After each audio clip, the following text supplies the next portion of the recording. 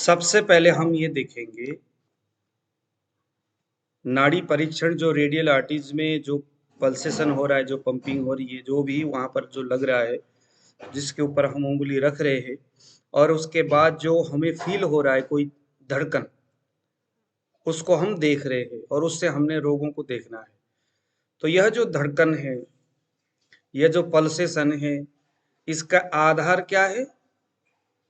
इसका आधार है हमारा हार्ट। यानी कि हार्ट वह चीज है कि वह हमें नाड़ी में विविध प्रकार की जो दोषों की जो एक्टिविटीज है उसको जनाता है, उसको बताता है। तो यहाँ सबसे पहले तो हमें हमारी जो हार्ट है, डिस्टोलिक प्रेशर, सिस्टोलिक प्रेशर जो हार्ट से जो बनता है, डायस्टोलिक प्रेशर, सिस्टोलिक प्रेशर, जो उसकी जो पंपिंग होती है, कोई भी व्यक्ति जब आपके पास आएगा और आप जब उसकी कलाई में अपने हाथ को रखोगे तो अपना ध्यान कहाँ जाना चाहिए कि इसके हार्ट की क्या कंडीशन है। क्योंकि एक अच्छा हार्ट जिसका प्रॉपर काम करता है, वर्क करता है हार्ट, और किसी प्रकार का कोई दिक्कत नहीं है उस हार्ट में, वही हार्ट प्रॉपर तरीका से पंपिंग होता है और उसके बाद पंपिंग होने से रस, रक्त आदि ये जो चीजें हैं पूरे शरीर में सर्वाइव होता है, निकल के आगे की ओर बढ़ता है। जितना अच्छा वो पंपिंग होगा उतना अच्छा रस, रक्त आदि धातु आगे बढ़ेंगे और उतना अच्छा नाड़ी की तरंग आपको रेडियल आर्टरीज में पता चलेगा। अगर ये हार्ट से होने वाली जो पंपिंग है आवश्यकता से ज्यादा हो तो भी शरीर और हृदय दोनों के लिए हानिकारक है, गड़बड़ी है, कहीं ना कहीं व्याधि को देने वाला है।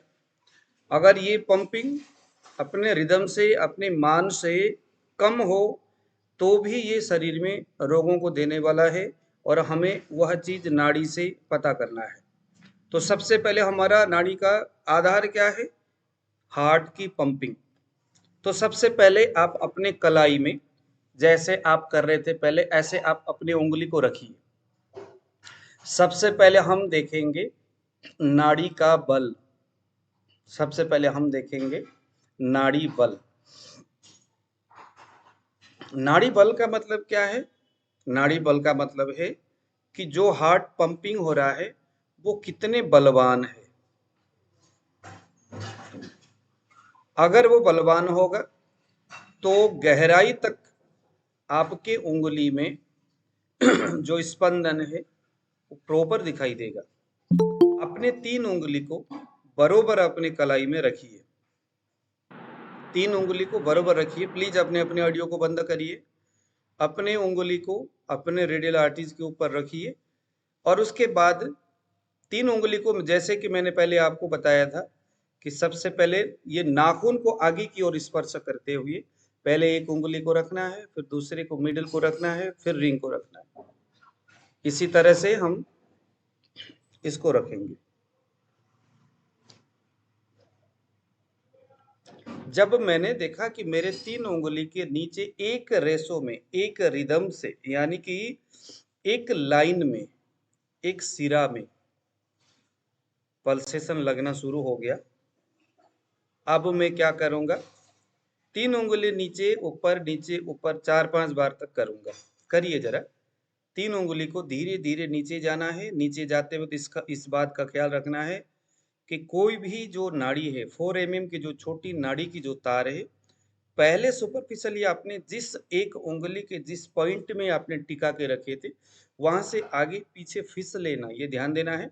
धीरे धीरे उसको ध्यान में रखना है और नीचे की ओर जाना है और धीरे धीरे ऊपर आना है। ऐसा 4-5 बार करिए। कभी भी किसी के नाड़ी देखते वक्त यह क्रिया अपनी आदत में बनाना चाहिए कि पहले ही उंगली रखा और दोष धातु देखना शुरू नहीं करना है। पहले उसको दबा दबा करके थोड़ा सा उसको पिलपिला सा करना है। समझ में आया? पिलपिला करने का मतलब समझ में आया कि जो हार्ट से जो पंपिंग हो रहा है वो प्रॉपर तरीका से अब आपके कलाई में दिखना शुरू होगा। अगर उसके अंदर कोई ऐसी चीजें जमा हुआ भी हो, कोई ब्लड वहां पर स्थिर अवस्था में है, तो भी वो चीजें आपको दिखाई देगा। 3-4 बार तक करने के बाद अब सुपरफिशियली आइए और अकेला रिंग फिंगर को लेकर के नीचे जाना है, बाकी सभी उंगली बरोबर ऊपर, अकेला रिंग फिंगर, अकेला रिंग फिंगर नीचे। जब आप रिंग फिंगर नीचे की ओर लेके जा रहे हैं तो यहाँ अब हम नाड़ी का बल देखने वाले हैं। नाड़ी बल का मतलब है हृदय का बल। आपका हार्ट कितना बलवान है, आपका हार्ट कितना बलवान है, कितना पावर में है। रिंग फिंगर को नीचे ले जाते वक्त जैसे ही मैंने रिंग फिंगर को दबाया वैसे ही स्पाइक लगना बंद हो गया। अकेला रिंग फिंगर को जैसे ही दबाया वैसे ही लगना बंद हो गया, मतलब जरा सा नीचे जाते ही स्पाइक बंद हो गया। समझ लीजिए कि ये हृदय अत्यंत कमजोर है, ये हृदय अति कमजोर है।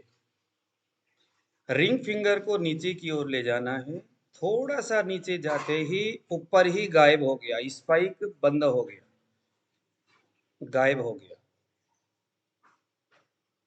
जिनको एंजाइटी होती है, डिप्रेशन होता है, घबराहट होती है, रस अवस्रोत कमजोर हुआ रहता है, जिनका मन अत्यंत मलिन है, मन से जो दुखी है, ऐसे लोगों के नाड़ी में इस तरह की स्थिति दिखाई देगा, क्योंकि ऐसे कंडीशन में हृदय अति कमजोर हो जाता है। रिंग फिंगर को नीचे लेके चले गए और जरा सा नीचे हम जा ही रहे थे कि पूरा स्पाइक बंद हो गया, स्पाइक लगना ही बंद हो गया। अगर बंद, अब ये बताइए आप में से किसको बंद हुआ कि थोड़ा सा नीचे रिंग फिंगर को क्या लेके गए कि स्पाइक बंद हो गया?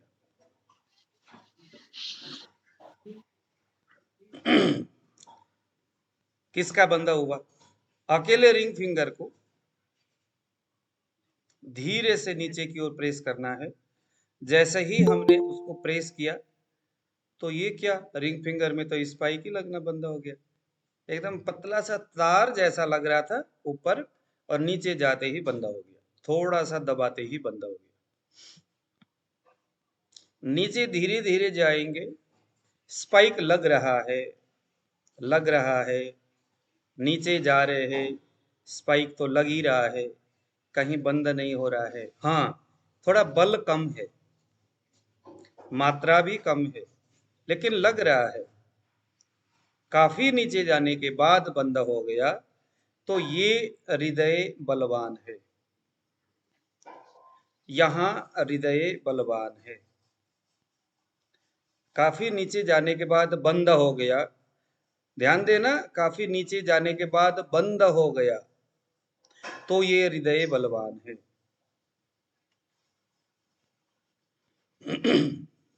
अगर सुपरफिशियली पहले ही हृदय कमजोर, हृदय मतलब कि स्पाइक बंद हो गया तो हृदय अति कमजोर है, एंजाइटी वेंजाइटी सब कुछ हो रहा है, वहां पर आवरण है, हृदय में क्लेद कफ होगा, हृदय में ऐसे कोई चीजें होंगे, ये कुछ तो होगा जिसके वजह से हृदय, हार्ट जो है प्रॉपर पंपिंग नहीं हो रहा है, सुपरफिशियली ही स्पाइक बंद हो गया।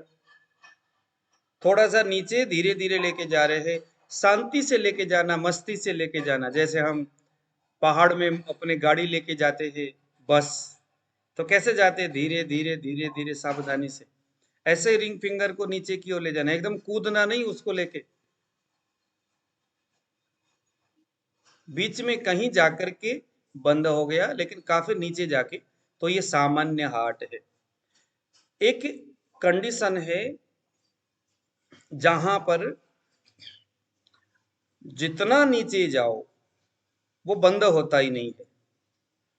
एकदम नीचे जाओ, खूब दबाया, खूब प्रेस किया, खूब पिचका, मतलब पूरा पिचका दिया, लेकिन फिर भी एक छोटा सा तार जैसा, ऐसा जैसे कि एक मरने वाला आदमी है, सांस जाने वाला है लेकिन अभी गया नहीं है, अभी मर भी नहीं रहा लेकिन मरने वाला है, कुछ ऐसा नाड़ी आपको एकदम आपके रिंग फिंगर के नीचे, एकदम नीचे दबाया इतना कि उंगली और आपकी कलाई दर्द होने लग पड़ा, लेकिन फिर भी वो स्पाइक आपका बंद नहीं हो रहा है। तार जैसा कूद रहा है, तो यह आपके कोरोनरी आर्टरीज की प्रॉब्लम है, आपके हृदय में गंभीर व्याधि है।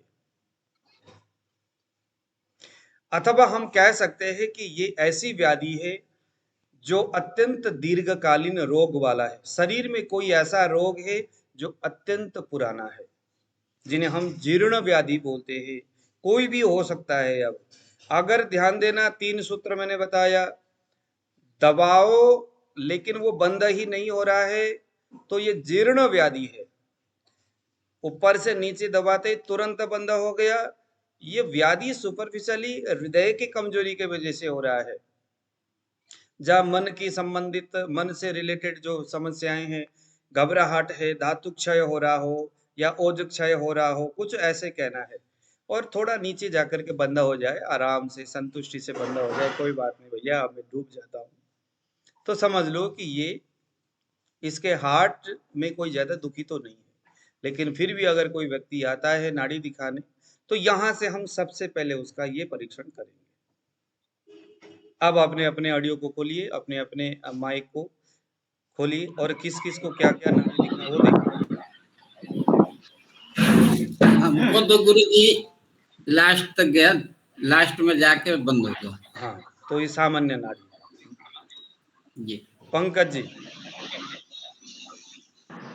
हाँ गुरु जी, लास्ट में जाके एकदम बंद हो गया, मगर थोड़ा ऊपर था ना, तब थोड़ा वो लाइनिंग जैसा था तिरछी। लास्ट में जाके बंद हो गया ना? हाँ बंद हो गया। और नमस्कार। हाँ संजय जी। सर मेरा भी बंद हो चुका है। मान्या जी। मेरा काफी देर तक नीचे स्ट्रांग होता रहा, हाँ, काफी नीचे तक, फिर बंद हो गया एकदम से। बंद हो गया, ठीक है। मतलब नीचे जब गई तो मैं और ज्यादा तेज होता गया हूँ काफी आपका हृदय बहुत अच्छा है, करके। और कुछ हो या ना हो लेकिन आपका हार्ट अच्छा है। Arun ji.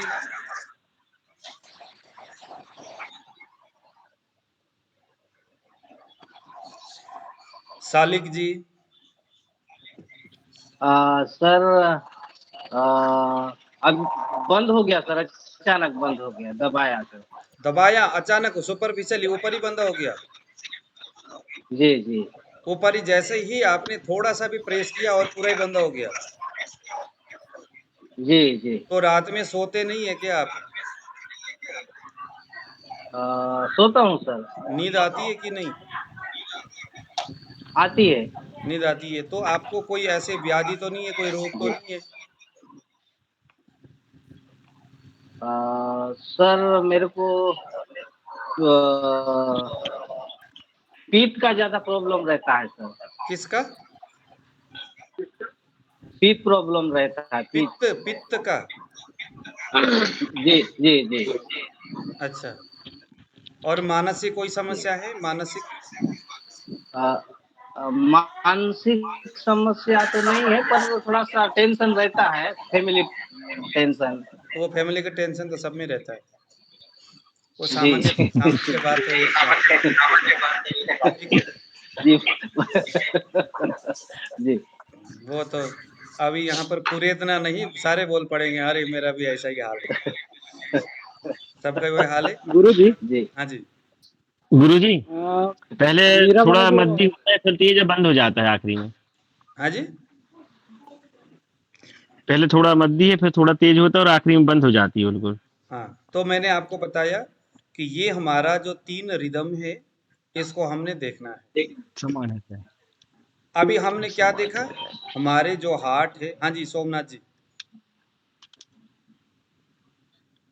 Sir superficially pulse बहुत क्षीण था, फिर जैसे दबाता गया पल्स स्ट्रांग होता गया, और जब नाखून पूरा बैठ गया, दर्द होने लगा, उस समय पल्स बंद हुआ।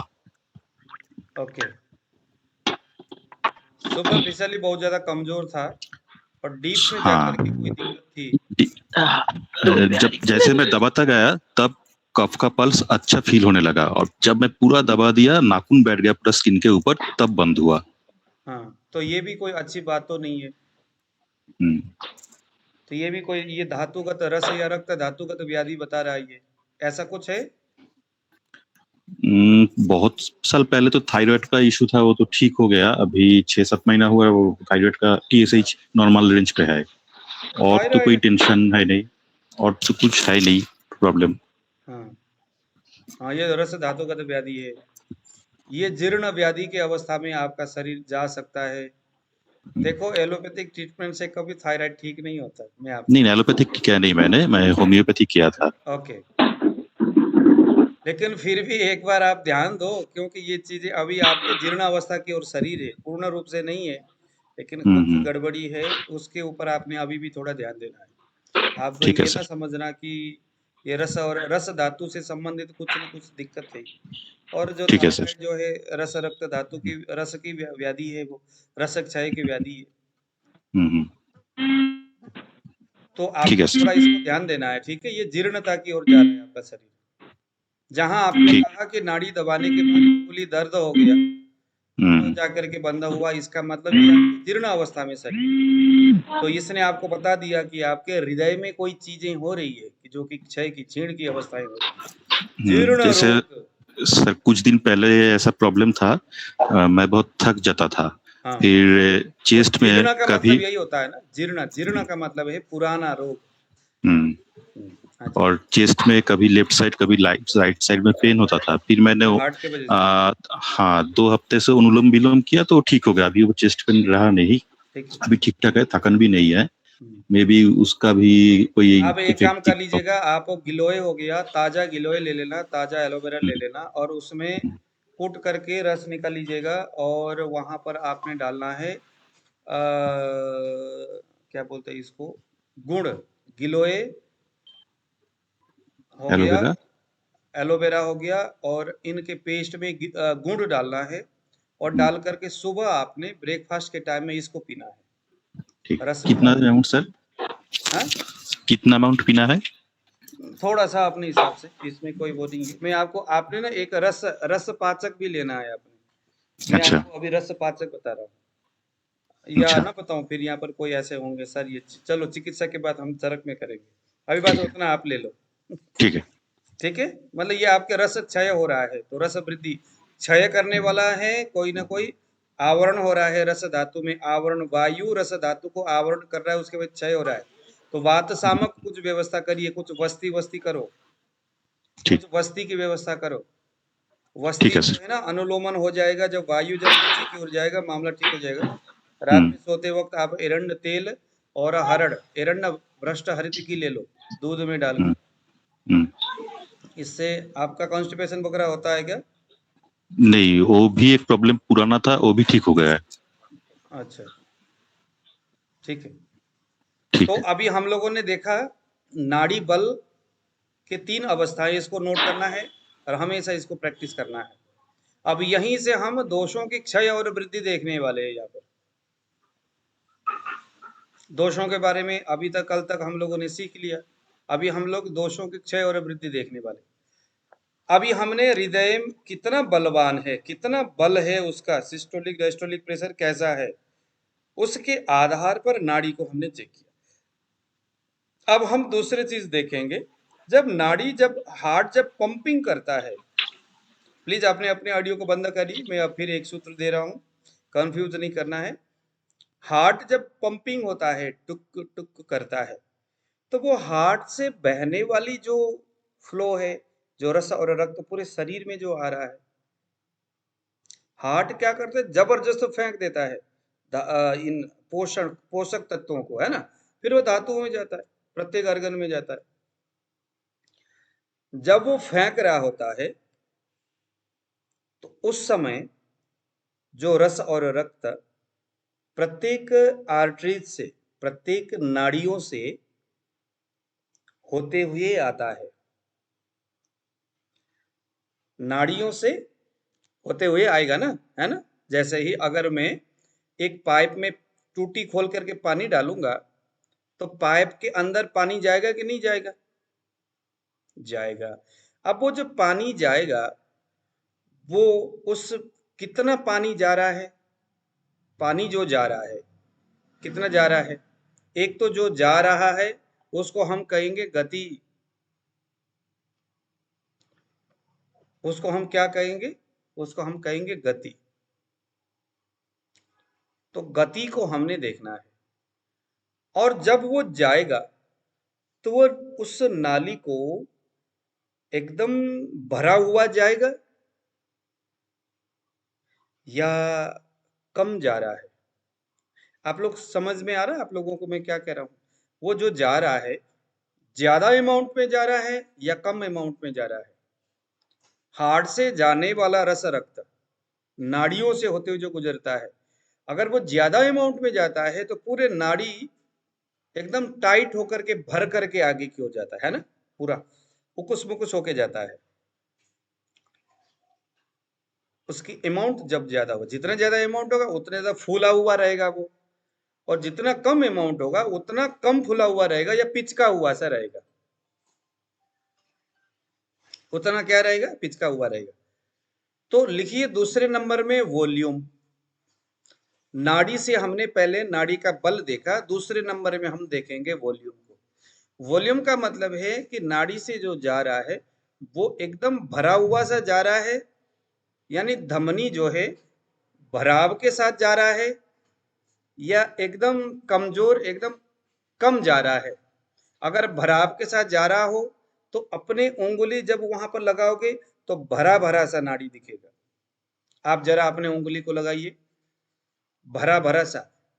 कोई भी नाड़ी के बुक, चाहे आप रावण संहिता पढ़ो, चाहे आप कोई भी ऐसे बुक पढ़ो, वासव राजिया, ऐसे बहुत सारे बुक है नाड़ी के संदर्भ में। सुश्रुत है हमारे, क्या नाम है इसके, वैसे और भी बहुत सारी इस तरह के बुक्स है जहां पर नाड़ी के कुछ कुछ सूत्र दिए हुए हैं। वहां पर 2-3 वर्ड है, अब इसको आप लोगों ने लिखना है। नाड़ी बल को आयुर्वेद ने कुछ शब्द से संबोधन किया है, जहां पर बलवती, निर्बली, दुर्बल, सबल ये शब्द लिखा हुआ रहेगा। बलवती, निर्बल, सबल, दुर्बल, निर्बल, ये शब्द जहां लिखा हुआ रहेगा जिस सूत्र में, उसका मतलब ये नाड़ी बल की बात कर रहा है। और जहां पर लिखा रहेगा पूर्णा, पूर्णा मीन्स, पूर्णा जो कह रहा है शब्द में, उस शब्द का अर्थ क्या हो सकता है? ये भरा कहना हुआ। चाहता है जो नाड़ी जो उंगली में लग रहा है भरा भरा सा लग रहा है, दबाने से पिचक नहीं रहा है। नाड़ी जो उंगली में लग रहा है प्रॉपर फुला हुआ सा लग रहा है। इसका मतलब है उसकी वॉल्यूम कैसा है? पूर्णा है। अगर उंगली लगाने पर आसानी तक से नाड़ी अगर पिचक जाता है, जैसे वृद्ध लोगों के नाड़ी हम लगाते हैं उंगली में, कोई भी जो बुजुर्ग लोग हैं उनके जब कलाई में उंगली लगाते हैं तो एकदम नाड़ी लगता है शिथिल जैसा दिखता है, पिचक जाता है ना, पिचकता है ना। बुजुर्ग लोगों के स्किन में उंगली लगाओ, कैसा पिचक जाता है, एकदम फिसल जाता है। सर आज मैंने चेक किए थे, हाँ मतलब बुजुर्ग लोगों के 2 बुजुर्ग लोग आए थे तो हाँ मैंने चेक किए थे, उनका मतलब ऐसा लग रहा है पल्स मिलने में भी काफी दिक्कत हाँ, मशक्कत करना पड़ा। वो है अपूर्णा, अपूर्णा नाड़ी। तो पूर्णा मीन्स भरा हुआ, अपूर्णा मीन्स पिचका हुआ। यहां पर एक और शब्द है जिसका नाम है रिक्ता। रिक्ता यानी खाली, कोई आ नहीं रहा है। और एक शब्द है कृसा। कृसा मतलब अब इतना खाली कि सूख गया है। कृसा मीन्स सूख गया। तो ये पूर्णा, अपूर्णा, रिक्ता और कृसा, ये क्रमशः हाई सर से पूर्ण मीन्स भरा हुआ, अपूर्ण मीन्स पूर्णा मीन्स जबरदस्त भरा हुआ, अपूर्ण मीन्स भरा हुआ नहीं है। रिक्ता यानी खाली है, कृसा यानी खाली होकर के सूख गया है। अब जब आप अपने उंगली में रखिए जरा नाड़ी को और देखिए कि आप लोगों का पूर्णा है, अपूर्णा है, रिक्ता है, कृसा है, क्या है?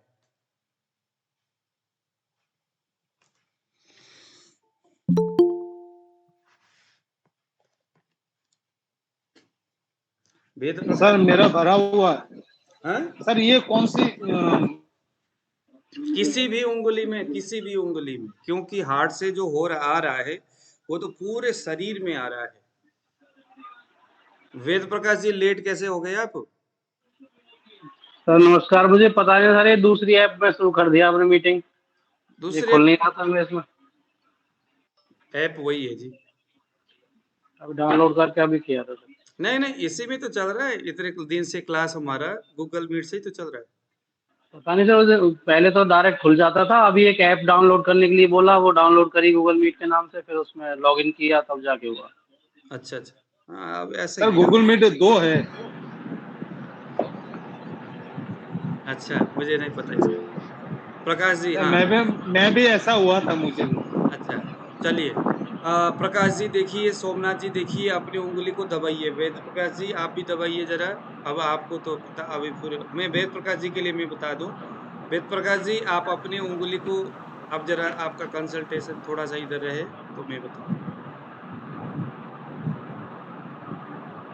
हाँ आपने वेद प्रकाश जी, मैंने यहाँ पर बताया कि जो नाड़ी है जब आप उंगली लगाते हो, अगर उंगली लगाने, कलाई में उंगली लगाइए, कलाई में जब आप उंगली लगाते हो तो जो पटर पटर कर रहा है, जो वहां पर पल्सेशन लग रहा है, उसके ऊपर एकदम ध्यान से देखिए, 3-4 बार तक नीचे ऊपर करके फाइनली अब मुझे इसके वॉल्यूम को चेक करना है। चेक करते वक्त किसी भी उंगली, अब चाहे वो किसी एक के ऊपर, शायद हम उसको ध्यान से देख पाएंगे, तीनों के ऊपर से भी बढ़िया रहेगा। कोई भी एक उंगली ले लो, चाहे रिंग लो, चाहे इंडेक्स लो, चाहे मिडिल लो। अब वहां पर आप सुपरफिशियल से थोड़ा सा नीचे की ओर दबाना है। थोड़ा सा नीचे की ओर जब आप दबाओगे ना, थोड़ा सा दबाओगे, तो जैसे होता है ना, हम कोई भी चीज जब उंगली से ऐसा ऐसा करते हैं तो हमें वो कितना टाइट है पता चल जाए। जैसे फुटबॉल है, फुटबॉल में करते हैं कि नहीं करते हम, कितना हवा अंदर चला गया, थोड़ा दबाते, अरे नहीं यार हवा पूरा नहीं है। तो अगर ज्यादा भरा हुआ होगा तो ज्यादा टाइट होगा। तो आप एकदम कॉन्फिडेंटली आप देखो कि वो जो लग रहा है नाड़ी, उस नाड़ी में एकदम भरा हुआ है अगर, तो वो एकदम बड़े मजे से उछलता हुआ भरा भरा सा स्पाइक लगेगा। अगर नहीं, कुछ जैसे जो कमजोर व्यक्ति है, जिनका हार्ट में कमजोरी है, शरीर में कोई दीर्घकालीन रोग है, कोई ऐसा है। सोमनाथ जी आपके कैसा है? सर पूरा भरा हुआ है।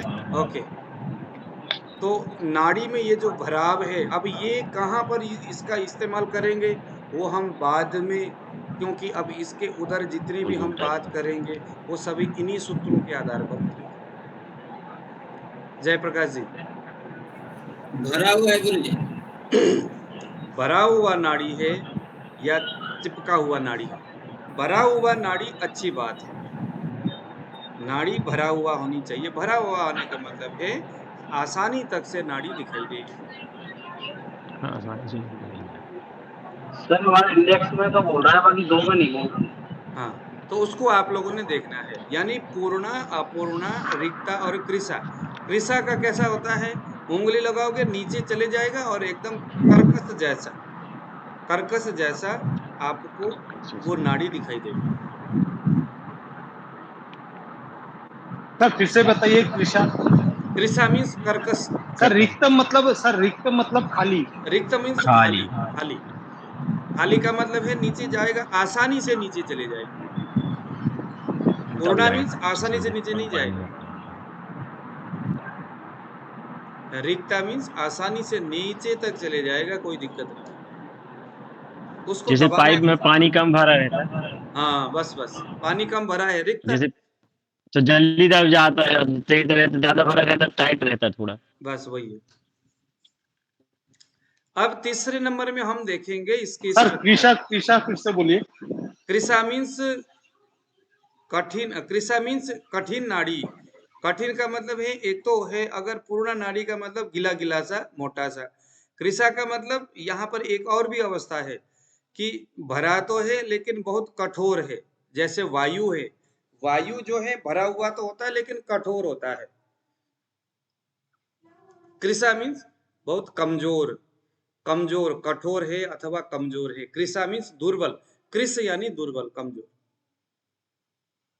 अब आ गया काठिन्य। काठिन्य मीन्स उसका स्ट्रक्चर कैसा है। काठिन्य तीसरे नंबर में है काठिन्य।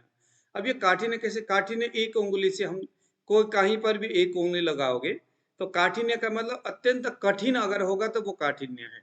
जो कठिन जो है, कठिनता उंगली लगाने पर ना एकदम कर्कश जैसा, एकदम कैसा बताऊं मैं आपको, एकदम टाइट, हार्ड।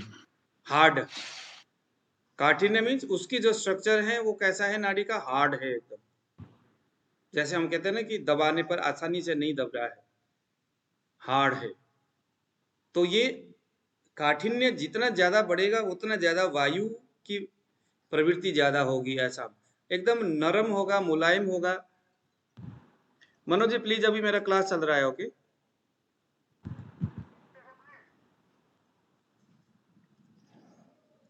हाँ जी, ठीक है। नहीं, काठिन्य का मतलब है उसकी स्ट्रक्चर। हाँ जी, इधर है ना पंचिंग जैसा हो रहा था, हाँ और बीच बीच में ऐसे ऐसे जो मोजे नहीं होते, हाँ हाँ दरियाएं, मगर उसके साथ क्या होता है, एकदम शांति से देखते हैं ना तो ब्रीथिंग एकदम शांत हो जाता है, तो ऐसा लगता है कि ये इसके साथ ही उछल रहा है। हाँ, प्रैक्टिस करिए। काठिन्य का मतलब है उसका स्ट्रक्चर। कठिन है तो उसको ध्यान देना है। तो हमने देखा नाड़ी का बल, जहां रिंग फिंगर दबा करके हमने वहां पर प्रैक्टिस कर रहे। उसके बाद देखा वॉल्यूम। वॉल्यूम का मतलब नाड़ी कैसे वेग से आ रहा है, जहां हमने पूर्णा, अपूर्णा, रिक्ता और कृष्ण देखा। तीसरे नंबर में हमने देखा काठिन्य, उसकी स्ट्रक्चर कैसा है।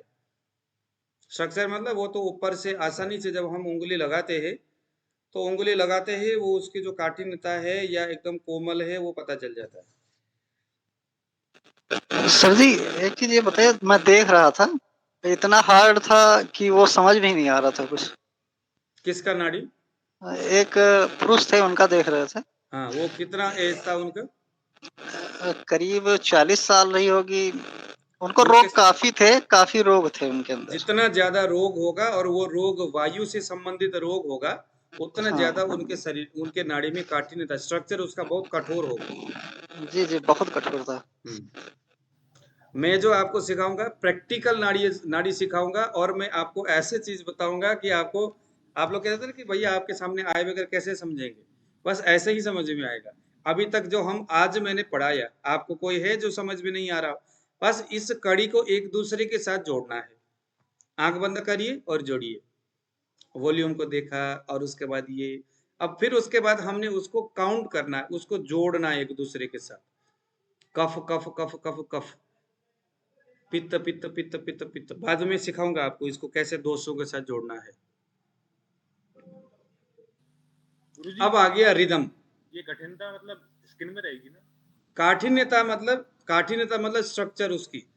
काठिन्यता मीन्स स्ट्रक्चर। स्ट्रक्चर कैसा है, अगर कोमल है, उसकी कोमल है, अति मुलायम है, या बहुत कठोर है, उसकी स्ट्रक्चर कठोर है। कठोर मीन्स उंगली लगाने पर एकदम कर्कश जैसा लगे, अच्छा ना लगे, यार कितना चुभने जैसा लगे, मतलब चुभने जैसा स्पाइक नहीं, वो जो नाड़ी है, जो उंगली है, जो हाथ है, उसका जो कलाई है, जो उसमें बहने वाली जो ब्लड सर्कुलेशन है, वो जो जो आर्टरीज है, वो कर्कश लग रहा है।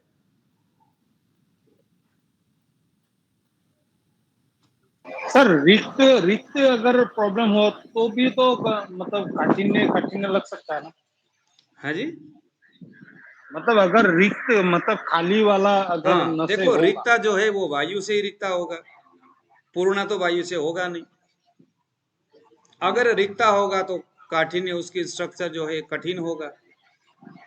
अभी वो बाद में हम, अभी देखो आपने ही जोड़ दिया उसको, इधर से आपको रिक्ता कृषा लग रहा है, उधर से आपको जो है कि दुर्बल लग रहा है, नाड़ी बल में दुर्बल लग रहा है, और उसके वॉल्यूम में आपको कृष लग रहा है, रिक्त लग रहा है, और काठिन्य जो है वो उसकी स्ट्रक्चर जो है अत्यंत कठोर सा लग रहा है।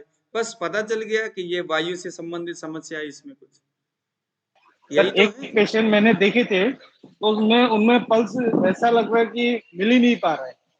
हाँ, मतलब कोई बार बार प्रेशर दे रहा हूँ, हाँ मतलब डीप तक प्रेशर दे रहा हूँ, फिर मतलब सुपरफिशियली चेक कर रहा हूँ, लेकिन मतलब पता ही नहीं चल रहा है कहाँ घुस रहा है, कहाँ क्या हो रहा है। हाँ, अब वो सारा पता फिर चल जाएगा, कोई बात नहीं। एक एक पॉइंट को नोट करिए और उसको याद करिए। अब आ गया तीसरे नंबर के बाद चौथे नंबर में हम लेंगे अब गति को लेंगे। अब हम गति क्या है? अब ये हालांकि पहले नंबर में लेना चाहिए था, लेकिन मैंने इसको लिया चौथे नंबर में। गति लेंगे। गति का मतलब क्या है? गति का मतलब हार्ट जब पंप करता है, उसके बाद जो ब्लड आगे की ओर जो खिसक रहा है, वो किस लेवल से खिसक रहा है, कितने तेजी से आ रहा है, फास्ट आ रहा है या मीडियम से आ रहा है या स्लो आ रहा है। सर 4 नंबर पॉइंट है ना ये? हाँ, 4 नंबर। इसमें लिखिए गति। गति में तीन मतलब कि 3 कैटेगरी रखिए। गति में गति लिखिए और उस गति को हम 3 अवस्थाओं से गति की पहचान करेंगे। पहले नंबर में उसका वेव जो आ रहा है उधर से, जो जैसे एक मैं आपको अगर उदाहरण दूं इस गति को जानने के लिए, आप कभी समुद्र के किनारे खड़े हो, वहां पानी उधर से उछाल आता है, छाल मारता है ना, पानी का छाल आता है।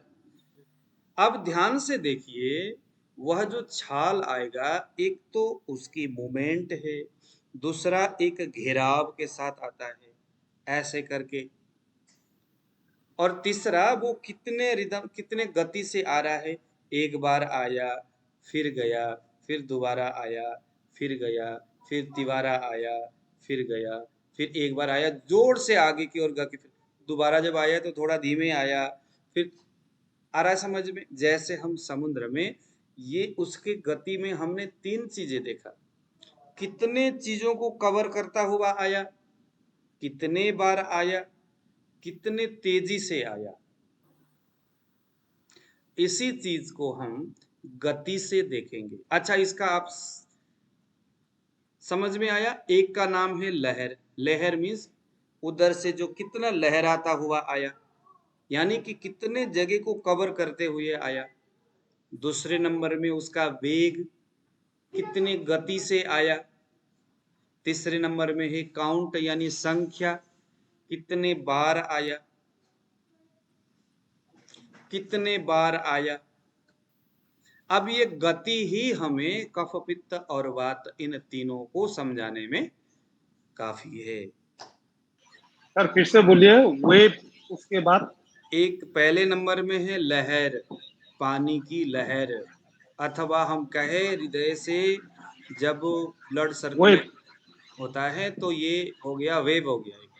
दूसरे नंबर में आ गया वेग, मोमेंट, वेग, कितने वेग से आ रहा है, तेजी से या कमजोर होकर के आ रहा है। एक तो बड़ी झटके से दूर पहुंच जाता है और दोबारा जो आता है धीरे से आता है।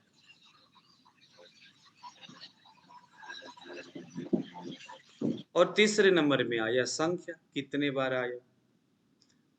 इसको देखने के लिए आयुर्वेद जो आप बुक पढ़ोगे, गति को बताने वाला कुछ शब्द, अब देखो जरा, इसको सिखाने वाला कोई नहीं है। लिखा हुआ बुक में भी आपको जहां चपला लिखा रहेगा, चपला, चपला नाड़ी, चंचल नाड़ी, ये सभी गति को बताने वाला है। चपला नाड़ी, चंचला नाड़ी, वेगवती, वेगवती जहां लिखा है वहां पर भी गति की बात कर रहा है। और गति का मतलब है उसका लहर, वेग और संख्या, 3 चीज मिलकर के गति तय हो रहा है। अगर हम चपला नाड़ी कहीं लिखा हुआ है, उस चपला को समझने के लिए एक ऐसा गति जो लहर, वेग और संख्या इन तीनों के माध्यम से जो चल रहा है, ये उसकी बात कर रहा है। तो चपला, वेगवती, द्रुता, मंद, मंद गति, वक्र गति और शीघ्र गति। देखो, मंद गति कफ का है, वक्र गति वायु का है, शीघ्र गति ये पित्त का है। शीघ्र फिर से बोलिए। मंद गति, मंद गति कफ का, वक्र गति वायु का, शीघ्र गति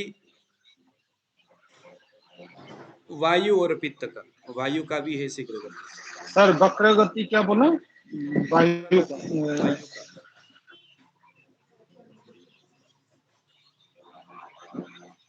और क्या बोला? चपला, वेगवती, द्रुता, मंद, वक्र, शीघ्र। द्रुत यानी द्रुता, द्रुता मीन्स मतलब ये सभी गति शब्द को ही इसी का पर्यायवाची शब्द है सारा। चपला यानी, चपला का मतलब है चपल भी जो है, चंचल को चपल बोलते हैं। चपल मीन्स चंचल। चंचल का मतलब क्या है? कभी तेजी से जा रहा है, कभी मंद होके आ रहा है, यानी कि उसके कभी लहर जो है कभी डाउन हो रहा है, कभी लहर तेजी जा रहा है, कभी तेजी से आ रहा है, कभी मंद होके आ रहा है। उसके काउंट कभी कई संख्या में टक टक टक टक करके लग रहा है, कभी धीरे धीरे लग रहा है।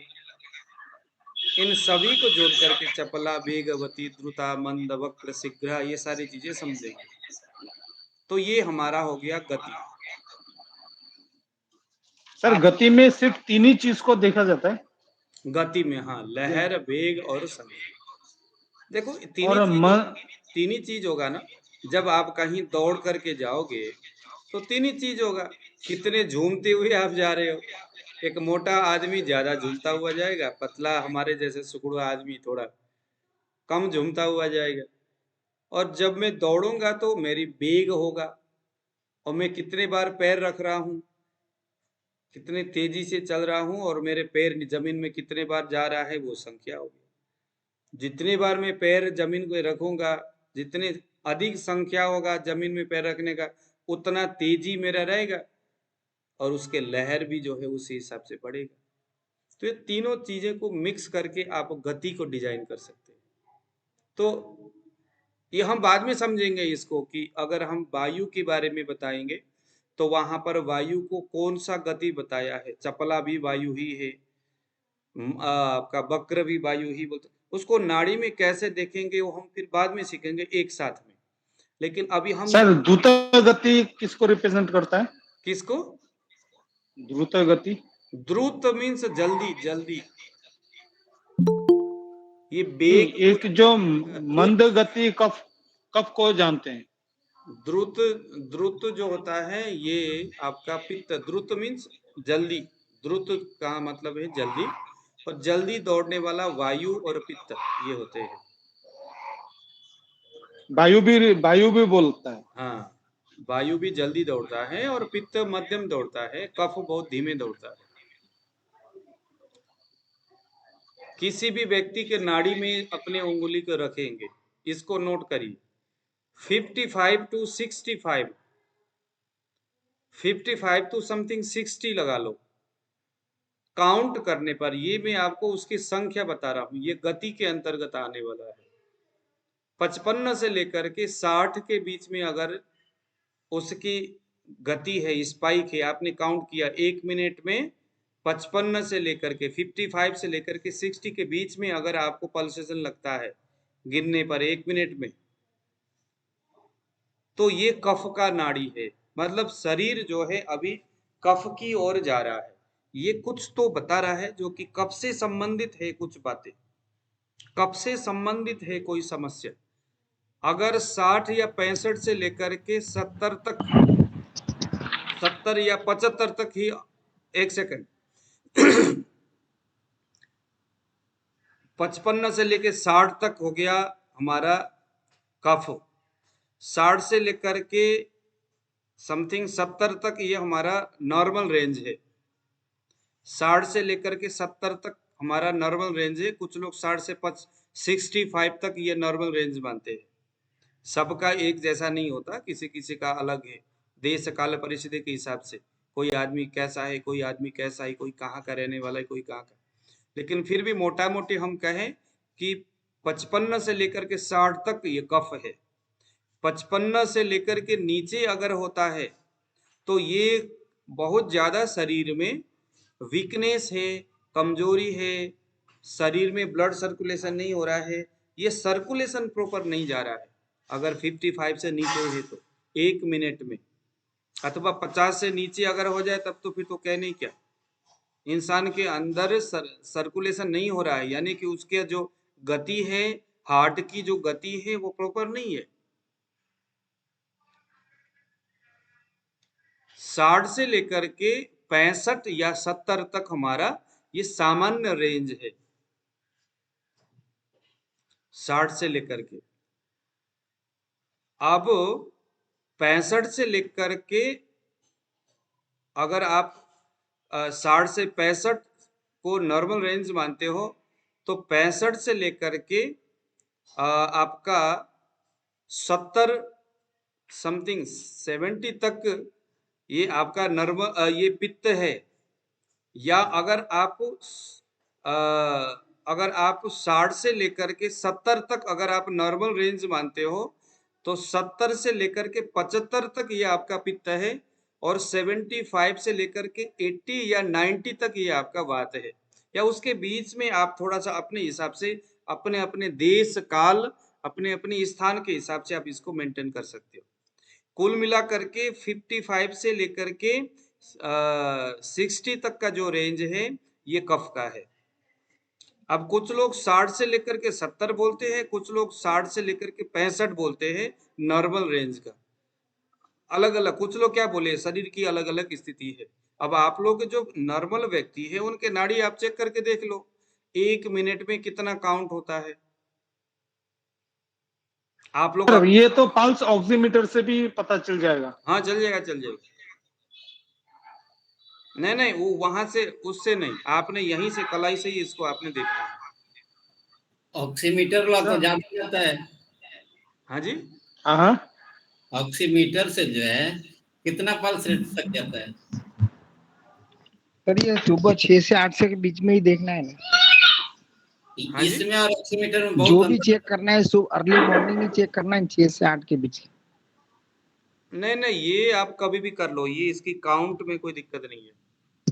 नहीं अभी जो गति सर वगैरह जो भी आप पढ़ा रहे हैं उसको भी अर्ली ये मॉर्निंग आप देखे तो अगर सुबह सुबह ही करेंगे तो अच्छी बात है, ओके। सुबह सुबह ही करेंगे। देखो जो नाड़ी में हम जो सीख रहे हैं ना, इसको नाड़ी में ही देखना है, ऑक्सीमीटर में नहीं देखना है और किसी उसमें नहीं देखना है।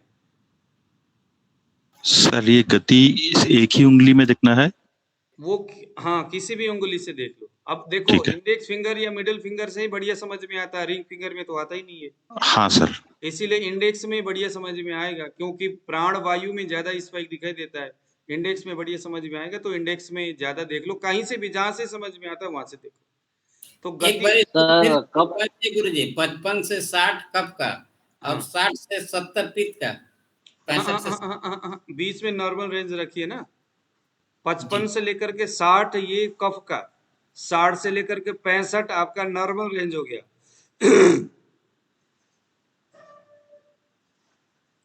भाई बीच बंदा नॉर्मल भी तो होगा। सर नॉर्मल में 60 से 70 दिए हैं। 60 से 65 कर लो, या तो आप 70 से 70 to 75 कर सकते हो पित्त को।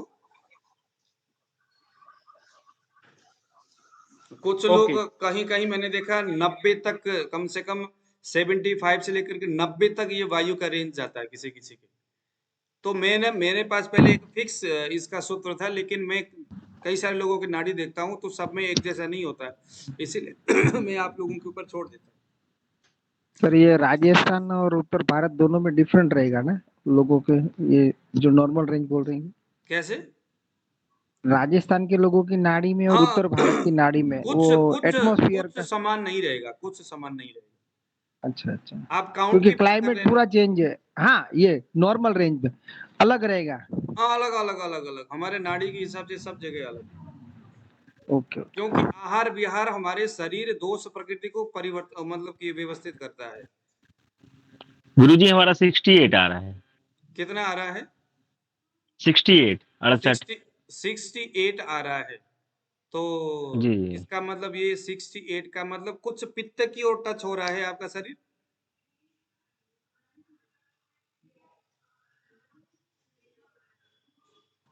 अरुण जी, इसको मैं नॉर्मल मानूं या पित्त की ओर टच होता हुआ मानूं? नॉर्मल से थोड़ा सा ऊपर की ओर जा रहा है ये, थोड़ा सा पित्त साइड बढ़ रहा है, पित्त के साइड में कुछ लग रहा है। नॉर्मल पित्त के मध्य में है थोड़ा। तो आपको पित्तज है ऐसा कोई ज्यादा जल्दी से, लेकिन मुझे तो नहीं लगता कि आप ऐसा कुछ है आप में। नहीं, पित्त तो नहीं है, आप एक बार कल तो सुबह सामान्य है बिल्कुल। हाँ जी, सुबह गिनती करेंगे, बाकी तो नॉर्मल है सब। हाँ ठीक है, सुबह कर ले। वही तो मैंने कहा ना हाँ कि सर। ये जो रेंज है ये सब में एक समान नहीं होता, आपने अपने हिसाब से इसको देखना है। तो ये गुरुजी ये एक ब्लड प्रेशर का जो मेजर है 120/80 हाँ वो भी अननेचुरली हुआ ना? अभी जो ब्लड प्रेशर जो हाँ वो भी स्टैंडर्ड हाँ हाँ, होना तो चाहिए ना जी, होना तो चाहिए। क्योंकि आपने रूट की बात बता दी कि जो जगह का है, एटमॉस्फेयर हाँ का है, देखो, वो सब सभी डिफरेंट व्यक्ति के रहता शरीर में उसका हृदय एक समान है नहीं। जब एक समान हाँ नहीं हाँ है तो उसकी पंपिंग 120 टू 80 कैसे हो सकता है ना? नहीं हो सकता। सबके सबको एक लाठी से थोड़ी हाँक सकते। अगर भगवान ने सभी व्यक्ति के शरीर एक समान नहीं बनाया है, तो वहां से हम सभी को एक समान कैसे एक सूत्र में हम उसको बांध सकते हैं? ये बात उनको भी मालूम है, लेकिन क्या करें, मजबूरन उनके सामने कोई दूसरा रास्ता नहीं है। सर मेरा 65 आया, और जो हाइट है ना, हाँ वो हाइट कभी ऐसा ज्यादा आया, कभी थोड़ा कम आया, अच्छा बट काउंट जो है वो 65 है, और कवरेज ठीक ठाक ही है। अच्छा, इसका मतलब ये जो है आपका 65 है। तो अब देखिए कि 65 आपके लिए आपके हिसाब से कैसा है।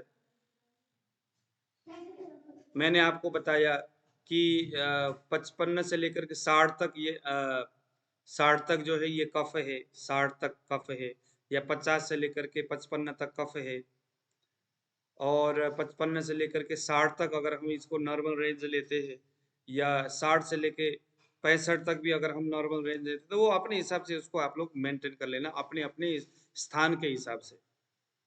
सर बात को कितना कितना पकड़ूं? वायु देखो, अगर आप 75 से ऊपर अगर स्पाइक लगता है तो समझ लो ये तो वायु है। 25 से ऊपर? हम्म सर कितना तक पल्स जा सकता है? कितना तक जा सकता है? कल मैंने एक महिला का चेक किया था सर पल्स, हाँ तो उनका वात वाला जो 102 गया, और एक उनको फीवर था उस टाइम, 102 गया और बहुत बेचैनी, और थर्मामीटर में लगा रहे हैं तो बुखार बता ही नहीं रहा है, अच्छा, हाँ वही तो बात है ना। बॉडी बहुत हीट है। क्या बात है जयप्रकाश जी, देखो आयुर्वेद कितनी महान चीज है। कितना मतलब आपने थर्मामीटर से देखा या नाड़ी से देख रहे हो 120? नाड़ी से मैंने देखा तो 102 पल्स वात वाला, हाँ साथ में पीत का भी लगभग 98 अच्छा वात और पित्त। और जब मैंने थर्मामीटर लगाया फीवर चेक करने के लिए, हाँ तो फीवर बता रहा है 98 से नीचे। ओए, तो यहाँ पर वायु और पित्त बढ़ा हुआ है। जी वायु बढ़ा हुआ है कुल मिलाकर के, तो पित्त तो बेचारा क्या बढ़ना, पित्त तो वैसे ही कमजोर है। मरा मरा सा पित्त वायु के साथ मिलकर के रस धातु में मिलकर के घूम रहा है चारों ओर। उसको दोष ना दो, बढ़ा हुआ वायु ही है, तो उसको लंघन करा दो। लंघन कराने के बाद फिर उसको देखो पाचन करना है, फिर लंघन कराना, पहले पचन कराना है, और उसके बाद फिर लघु भोजन कराना है। फिर जब पाचन हो जाता है, बुखार जब थोड़ा नॉर्मल रेंज में आ जाए, थोड़ा सा कंट्रोल हो जाए, फिर उसके बाद दीपन पाचन दे करके उसको फिर करना है। ठीक है, चलिए आज हम इतने तक ही रहेंगे। आज इससे ज्यादा करेंगे तो फिर सारा सिर दर्द होना शुरू हो जाएगा। अब आप लोग जितना हो सके कल तक इस चीज को लेकर के आप लोग प्रैक्टिस करिएगा, और इसके ऊपर थोड़े कल भी हम एक अलग एंगल से देखेंगे।